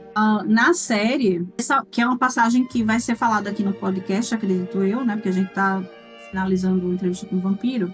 Pode ser não eu, pode ser com a Pri, pode ser com a Liz, mas mais lá na frente, né? Essa entrada do Louis e da Cláudia na Europa e o conhecimento de outros vampiros antes do Teatro dos Vampiros. Na série isso fica muito mais explícito. Na primeira temporada a gente vê uma Cláudia que saiu da casa dos pais para pesquisar nas universidades norte-americanas sobre a origem dos vampiros. No filme, a gente já é um pouco mais parecido com um livro, né? Lá na biblioteca pesquisando, né? E eu achei bacana. Na série, essa forma de pesquisa dela é diferente, eles adaptaram de forma diferente. Na série mostra bastante isso do encontro com outros vampiros. Infelizmente, no filme, nem tanto. Aliás, nem tanto não mostra, na verdade. Já mostra eles, né, como se... Na verdade, ele exclui totalmente, né? O Louis fala no filme que eles passaram por várias civilizações e não encontrou vestígio de nada. Ele fala isso no filme. O roteiro do filme é dessa forma. Então, quer dizer, a própria Anne cortou isso, porque foi ela que ajudou a escrever o roteiro do filme. Na série, isso fica muito mais explícito, ou seja, é mais próximo do que está no livro. Em relação ao personagem, o Anthony, eu não sei falar francês, gente, desculpa. Não sei. Na série... Antônio. O Tonho, na série vira Tonha. Ela virou uma mulher, vira Antônia. Até hoje a Liz me corrige nos podcasts, nas reviews. Ela fala Antonielle, ela fala tão bonitinho o francês, e eu fico Antonielle. Entendeu? Vocês entenderam o que eu falo francês? Antônia. Não sei. Então, a Antônia na série. Sobe aí na edição. Mandar um recado pra mim mesma do futuro. Sobe na edição aquela música, libera o tom que eu te dou 10 contos. Por favor. Essa canção Eita, meu Deus, tô ficando velha. Ai. Bora lá. Sim, onde é que eu tava? No Tonho e na Tonha. Na série, eles mudaram o gênero desse personagem. Gosto muito, tá? Na série, a Antonielle, ela tem uma vivência muito maior, sabe? Ela já aparece, se não me falta a memória, no terceiro capítulo da primeira temporada. Não é isso não mesmo. Lembro exatamente o episódio, mas é bem no início. Ela não é uma violinista, tá? Ela é uma cantora. Amo o fato da atriz, o nome dela é Maury Grace, acho que é assim que se fala o nome dela. Ela tem um sotaque carregado ali daquela região da Louisiana. E no livro não fica muito claro se o Tonho é assim. Mas faz total sentido, porque é uma pessoa que o Lestat conhece ali em Nova Orleans. Então faz sentido que a Antoinette da série fale com um sotaque carregado. Fica muito explícito na série que ela é uma amante, é a amante do Lestat. Quem nunca leu os livros não vai entender isso, só vai entender que o Lestat... Ah, tá. Estão dizendo pro telespectador que o Lestat não é 100% homossexual, tá? Ele é bi. É isso que a gente tá dizendo pro telespectador. Para as pessoas que leram o livro e estão vendo a adaptação, a gente já sabe quem é essa personagem. A gente sabe que é o Anthony, né? A gente sabe que foi modificado. A gente sacou logo que é esse personagem aí, que ela vai ter uma importância lá na frente. E, de fato, na série, ela tem uma importância na frente. No livro, o Anthony tem uma importância muito... Ele tem uma vida muito breve, digamos assim, no livro. E ele ainda vai ser muito importante. No filme, ele simplesmente não existe. Eles cortaram esse personagem. E é super plausível, porque o filme só tem 2 horas e meia. Então a gente...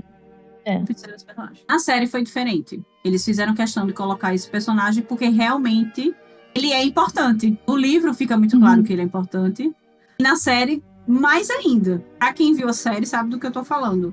A Antoinette, ela é perfeita. Muita gente não gosta do personagem porque ela é amante... E, enfim, mas ela é muito importante. Ela é, até para o final, sabe? É o desfecho, assim, Eu acho que pode falar também sobre... Ela teve uma participação na morte, entre aspas, morte do Lestat, né? Acho que pode falar isso, porque a gente já passou sobre essa parte no livro. Né? Ela esteve presente ali na vingança da Cláudia. Na série, quando a gente vê a primeira vez o último capítulo, a gente... fica sem acreditar que a Cláudia tenha sido tão burra. Em segundos finais, a gente entende que eles foram muito justos e muito fiéis à Cláudia do livro. E de burra ela não tem nada. Ela se faz de burra, né? Ela se faz de ingênua. E eu amo a maneira como ela mata a Antonieta. Eu não vou mentir que eu acho fantástico. Amo a maneira como a Antonieta entra na sala, tirando a máscara e se revelando uma vampira. No livro, o Anthony ele é visto de forma mais selvagem, sabe? Quando ele se transforma em vampiro, ele é mais selvagem. Ele não tem uma entrada assim tão glamurosa como da série, como a Antonieta tem. A entrada dela é glamurosa demais. Ela tirando a máscara, falando Laudan, arsênico, sabe? É todo um palavreado assim, todo lascivo, todo sensual. Porque tem um twist aí, tem uma reviravolta pra quem leu o livro e vai ver a série, a Vingança da Cláudia é diferente do livro. E na série, a Tonha vai ter uma participação, ela vai estar mancomunada com o Lestat, né? No livro, o Tonho também está acumulado com o Lestat, né? Quando ele volta para matar a Cláudia e o Louis. Sim, mas nesse momento, aqui no livro, a gente já teve o ataque da Cláudia ao Lestat. E lá na série, quando a Cláudia ataca o Lestat, a Antoinette, ela vai ver que fala, eu tô ligada do que você tá tentando fazer. Então, tipo, você não vai... Assim, é verdade. Entendi. E aí a Cláudia vai dar uma outra invertida nela, né? Vai acabar matando. Total. A Antonelli da série, ela é mais ou menos como o Daniel da série. É um personagem que no livro não tem uma importância significativa. É importante, mas não é tão importante, digamos assim. Eles são muito coadjuvantes mesmo. Na série é totalmente diferente. Na série, eles dão uma importância muito grande para esses dois personagens e faz sentido dar importância a esses dois personagens. Tanto Daniel quanto ela. Né? Ela serve de bode expiatório do Lestat. Quando o Lestat saca que a Cláudia tá querendo fugir, que a Cláudia tá querendo matar ele, que tá querendo fugir com o Louis, ele tem... A Antonelli, ela é a carta na manga dele, digamos assim. Então, por isso que por um breve momento na cena a gente acha que eles não vão ser 100% fiéis ao livro, digamos Sim. assim. Sabe, que vai ter esse triunfo de dizer assim, haha, queridinha, você acha que eu não sabia que você estava fazendo isso? E aí a Cláudia vai lá e mostra que é filha do Lestat, né? Diz assim, você pensou realmente que eu sou tão burra assim? É tipo isso, sabe? Teve toda a questão do negócio do anel dela. Dedo, Foi, né? Do anel dela, alguma dedo. coisa assim. Do dedo dela, na verdade. Né? De ter cortado o dedo dela. Porque a Cláudia queria que o Lestat acabasse com esse relacionamento e tal. Enfim, tem toda essa questão aí, porque ela realmente funciona ali na série como a amante, né? Ela realmente faz o papel da amante, né? Aquela que vai estar se colocando no relacionamento, entre o relacionamento do Lestat e do Louis, como algo que tá atrapalhando o relacionamento desses dois. Já no livro não tem nada disso, não. O Lestat, ele fica meio que usando o músico pra enciumar eles, mas o Louis meio que tá cagando, assim, a verdade seja dita. Exato, ele tá pagando outra coisa. O Antônio, no livro, ele é um cara, entre muitas aspas, ingênuo, sabe? Eu acho que, inclusive, nesse capítulo que a gente tá discutindo aqui nesse podcast, de procurar o Lu e a Cláudia, sabe? De saber o porquê o amigo dele desapareceu. A série é totalmente diferente. A Tonielle é uma mulher. Ela é bem descarada, tá? Eu acho que é por isso que muita gente odeia essa personagem na série, que é interpretado muito bem pela atriz, diga-se por sinal. Porque ela sabe que o cara, entre aspas, tem um relacionamento, apesar do Lestat deixar bem claro que gosta de abrir um relacionamento. Meu relacionamento é aberto, entendeu? Então, ela, tipo, tô um pouco me lixando pra vocês. Se vocês estão gostando que eu tô com o cara ou não, problema é seu. Foi acordado que é um relacionamento aberto, então você que aguente o ciúme.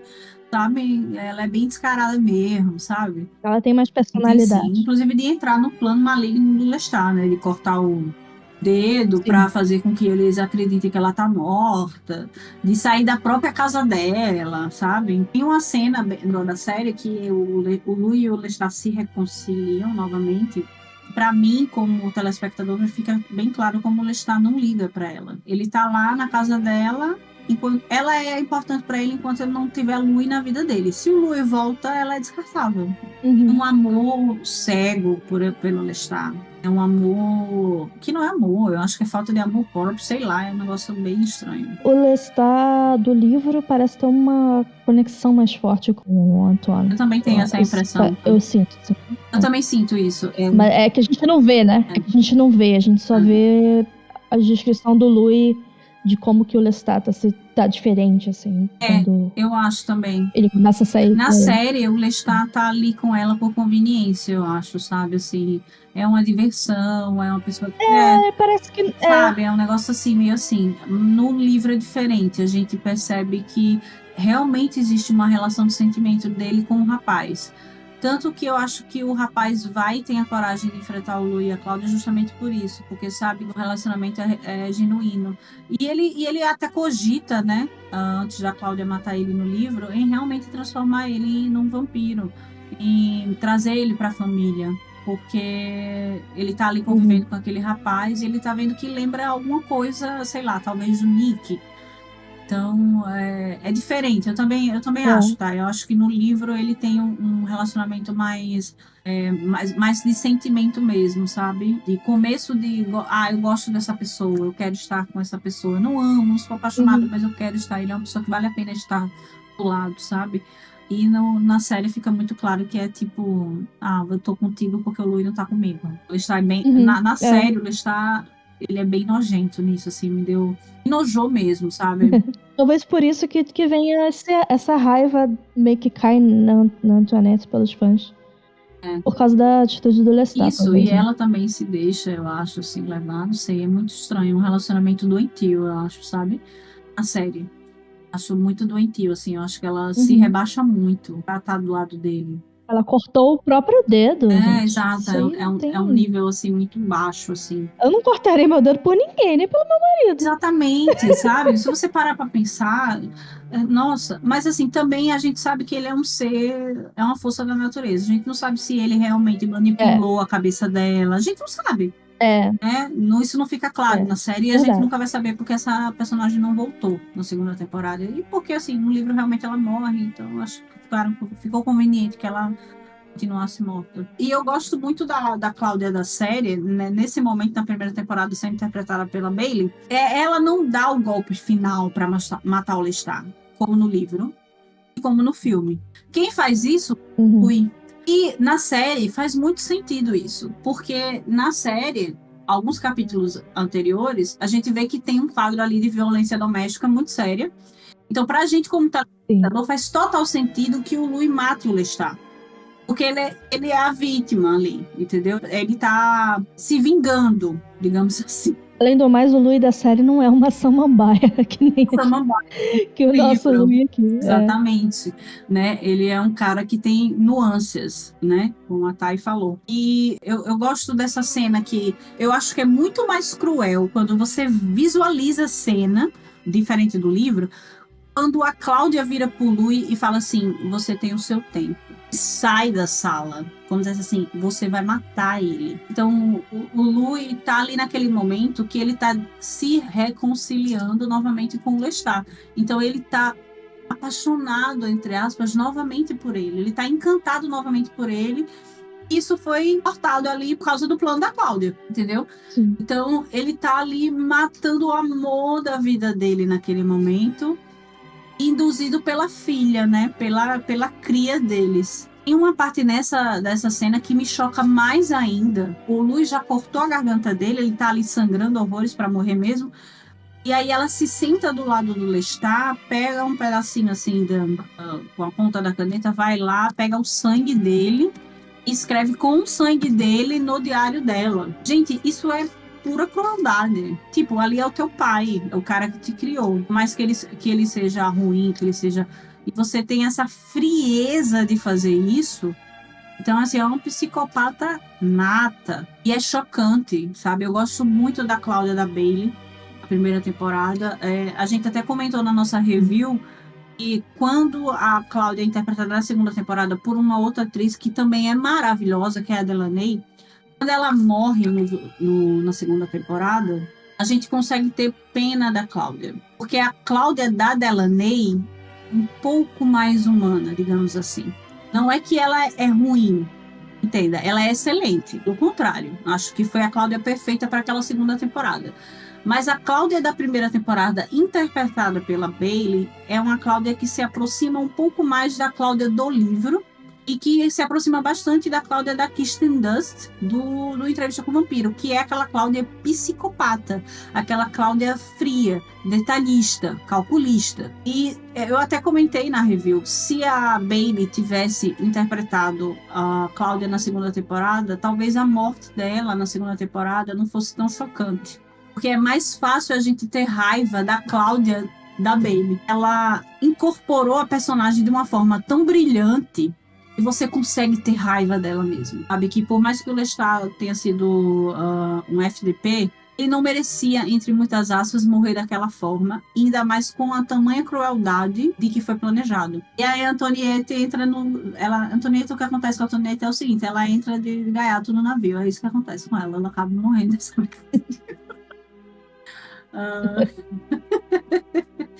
é isso. Verdade. E aí aqui no livro a gente tem essa sensação de que o Louis tá ficando perturbado pela lembrança do Lestat.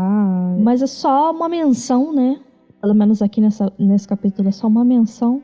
Mas na série isso é bem explorado. O Louis vai ficar pensando no Lestat a segunda temporada inteira. Chega um ponto de... Chega a encher o saco. Não vou mentir. Não, brincadeira, eu achei maravilhoso. Eu amei, porque eu acho assim, o Jacob Anderson, o ator, ele tem o carisma dele como personagem, assim, como o Louis. Eu gosto muito do Louis da série, porque se fosse o Louis do livro, da série, ia ser. Nossa Senhora, ninguém ia suportar ver essa série. Aí você imagina, assim, você tem um Lestat do Sam Reed, que é um Lestat que conquistou todo mundo. Então, assim, dificilmente você escuta alguém no fandom e na crítica falar mal do personagem dele. Dificilmente. Ele é aquilo que a gente falou, né?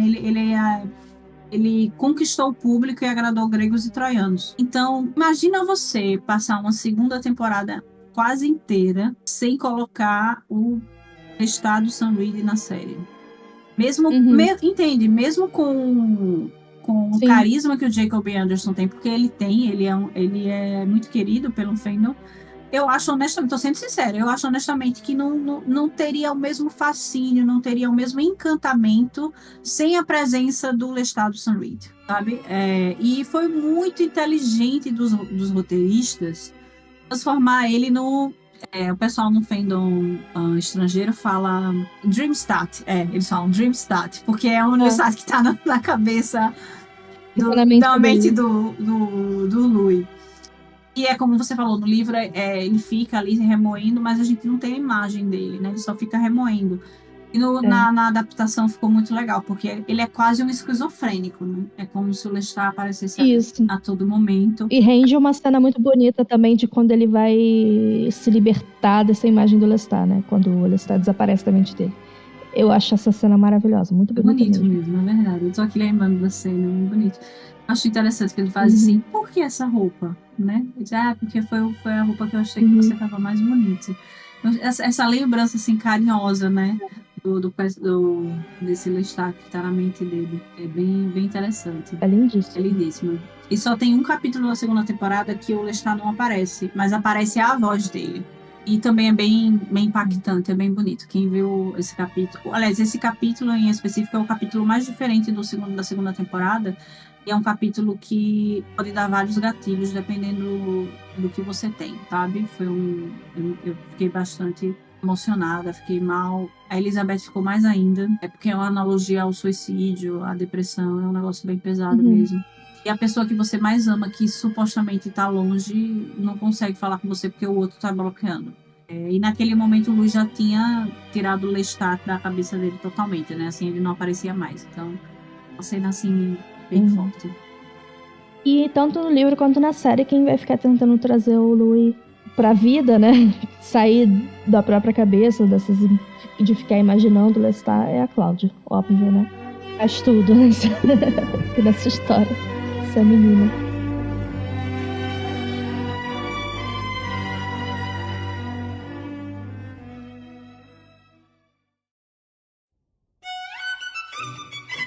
E como vocês viram, né, a Sheila aqui falou bastante da série. Se vocês querem ouvir mais a Sheila e a Liz falando da série, lembre-se de ir assistir as resenhas, ou ouvir, se você preferir ouvir, as resenhas lá no canal do Universo Mortal Brasil, porque elas estão cobrindo todas as séries da AMC referente às Crônicas Vampirescas. Então, Entrevista com Vampiro, Bruxas de Mayfair e Fala Mágica, que vai estrear ainda. O Instagram delas também tá sempre com notícia. E no canal delas no YouTube, está no Spotify também, né?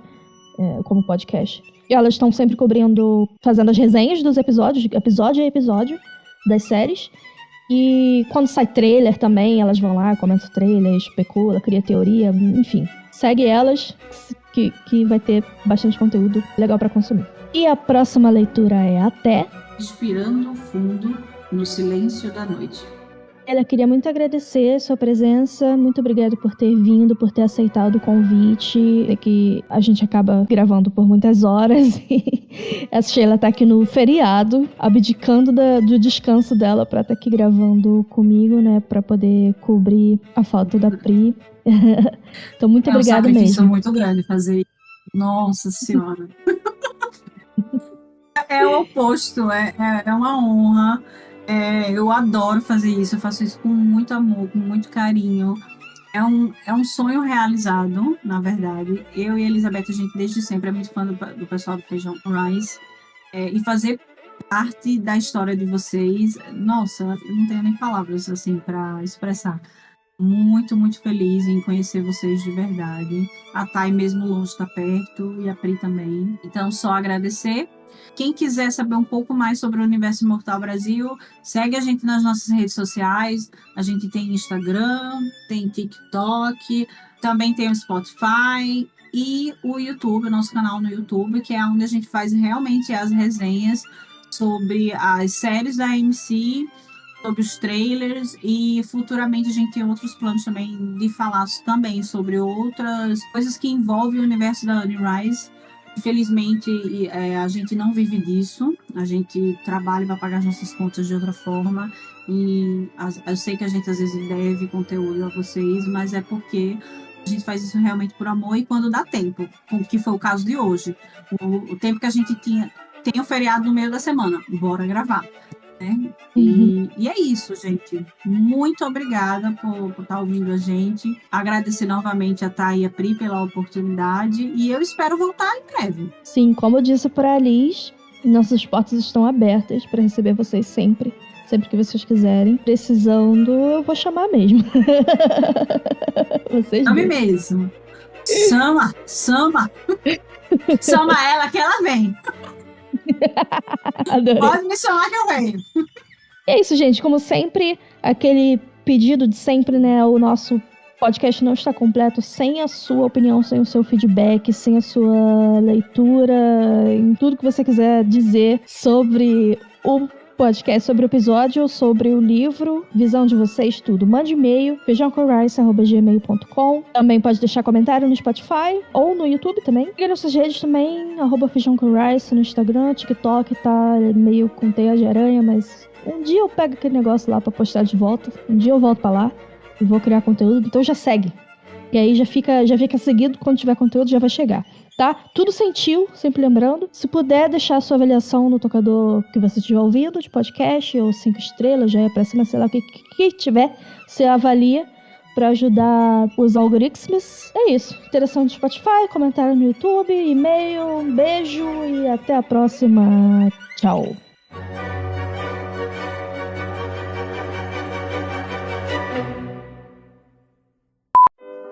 Meu jabuti acordou, aí eu também prometi botar comida pra ele. Tá aqui do lado, paconinho. É o amor da minha vida. Ela nem sabe que eu sou o amor da vida dela, mas eu sou. Ela nem sabe. Ela só me ignora, mas. Gracinha. Eu abri o roteiro aqui. Eu tenho que me soltar pra fazer a abertura. Oh, que fofa! Você imprimiu. Ai, me senti importante agora.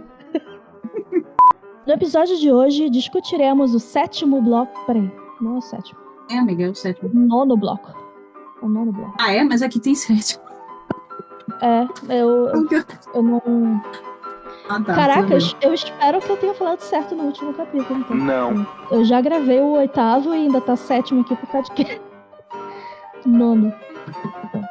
Ai. Pô, voz de radialista. Ficou ótimo, imagina. De narrador de funerário. É isso, muito. Ué, doida. Ficou ótimo.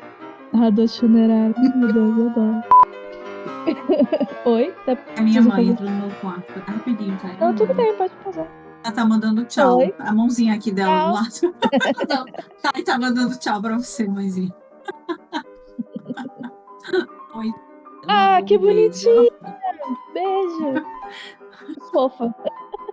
Ela faz isso também quando eu tô gravando com a Liz. Ele faz. Eu vou pegar o jabuti que tá dentro do meu quarto. Já, tá. Olha, tá, como ele tá grande. Lembra a última vez que eu mostrei? Ele tá grandão, ó.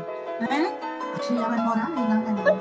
Quantos anos ele tem? Tá com 5 anos, né, mãe? Pergunta ela se tem vaga aí pra biomédica. Só em torno de curiosidade, não precisa colocar no podcast, não. A tradução do Paulo, ele foi de 1995, essa tradução dele? Pelo que eu achei. Ou é mais aqui, antiga da Clarice? Peraí, quando que foi trazido pela Clarice? 90? Em 1987, eu acho. Não, 80. Foi isso, eu acho. Deixa eu ver aqui, viu? Peraí. O livro é de 76, mas a tradução. A tradução. Eu não sei. Mas tem aqui no livro. Eu não lembro. Nossa. Você tá mutada. Tô mutada? Como assim? Eu nem sabia. Você deve ter esbarrado em alguma coisa. Eu esbarrei em alguma coisa. Eu me perdi porque a bateria caiu no computador.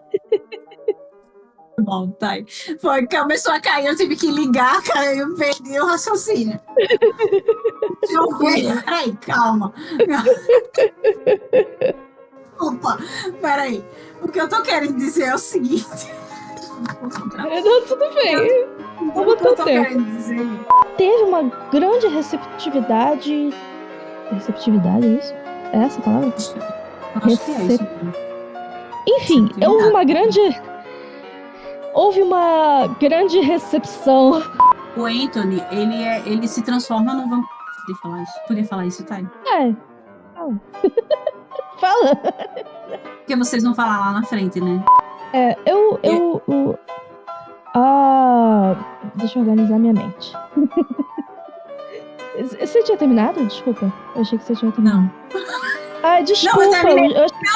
Não, eu terminei. Desculpa, Thay. É porque eu ainda tô pensando na hora que a bateria acabou. Eu fiz, meu Deus, tô desesperada aqui. O jabuti aqui na minha perna. Eu não sabia se eu ligava, se eu falava. Ai, meu Deus. O Cami tá aqui. Meu amor, sai daí. Você vai se ferir. Desculpa, Thay. Desculpa, foi mal.